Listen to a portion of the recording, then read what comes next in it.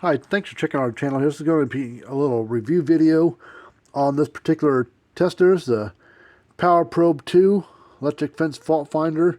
A couple different brands or companies make these things of this style. There's Zariba's got one that's made for them, not by them, but for them. It's called the Fence Doctor. It's a black unit with a kind of yellowish writing on there.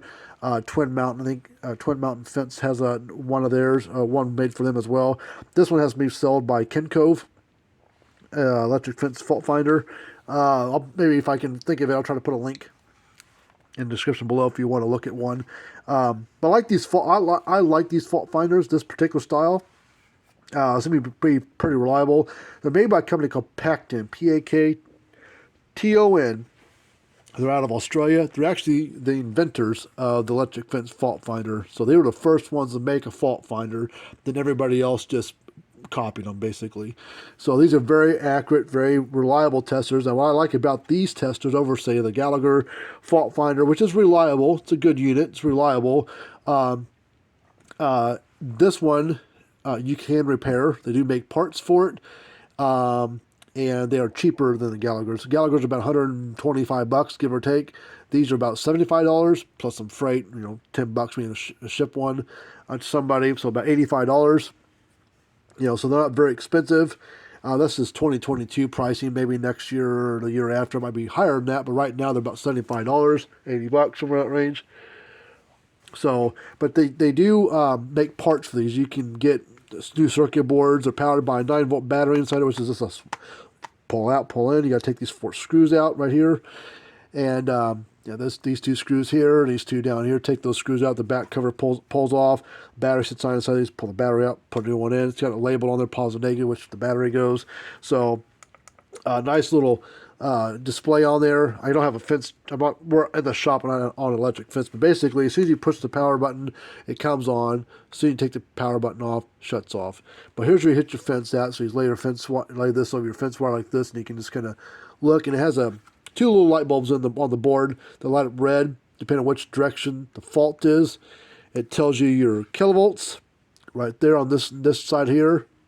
Here's your amp draw, which is the higher the amp number, the lower the kVs will be, and it's going to point you in the direction of that fault. These are very reliable. You don't have to use a ground probe with it. There's a metal plate inside here that uses like induction with your hand, uses your body as a ground. So they work really well. Don't get them in for repair all that often. The only thing I can say that you need to be careful about with these things is don't leave it outside on accident, because they're not a sealed unit. Water can get into these things and ruin them, and then you got to get a new circuit board installed, which is pretty easy to do. I've got a video on how to do it.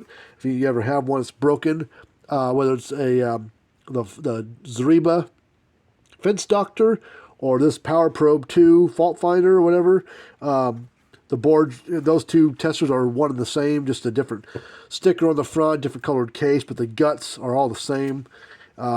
These are pretty robust little testers. I like them. So, and I like that you can actually fix them. They're not throwaways like some of the other brands out there. You can get parts for them to fix them and everything. So, well, anyways, if you got any questions on how to use one, call up the Ken Cove will help you how to use one. If you want us to help you, just call us up. Here's information right here. You can get hold of me at fencerfixer.com. You can call or text me, email me. We also work on cattle scales, low bars, but we are a repair place by trade. That's what we do, is work on fence chargers and testers and cattle scale, livestock scale, low bars, and weigh scale indicators, stuff like that. EID tag readers for both Gallagher. That's about basically it on the ear tag readers, basically the Gallagher ones. But we work on True Test and Gallagher low bars, mostly. Some other brands out there as well. But yeah, I give this one a thumbs up. So I really like it. Seems to be pretty reliable. The plastic on the case is pretty durable. It doesn't feel like some cheapo plastic on there. Pretty compact. See, it fits in my hand like that, so you can put it in your shirt pocket or pants pocket, so it doesn't take up a whole lot of space. And like SpeedRite, there's another tester that's out there. There's about twice the size of this one. And those things are a little bit more cumbersome to stick in your pocket. They're about twice the physical size. They're actually, I've got one sitting right up here. There's a fault finder by SpeedRite, which still works. You can see the size difference It's a little bit bigger, fits your hand pretty nice, but it's a little bit harder to stick in your pocket. These are about 125, 40 bucks for these, but you can't buy parts for them. You can't fix them. They don't make any boards for them. They don't offer parts for them. But this one you can fix. So even if it goes 10 years and something happens to it, you can get a circuit board, take the old circuit board out, stick a new one. Basically got a new tester ready to go. So I like it. I like that you can actually fix the thing, not throw it away, and have to buy a $135 new one. These things are like, say, 75, 80 bucks, give or take, for a new one. The parts aren't super expensive. You probably don't. We can do the repair here. We just basically charge you for the board and some shipping. We don't charge you labor to do it. Just a board replacement. Just charge for the board, and that's it. And then some shipping, maybe $10 to mail it back to you. So, but anyways, if you got any questions on this little tester, you're welcome to get a hold of us. And until next time, see you later on.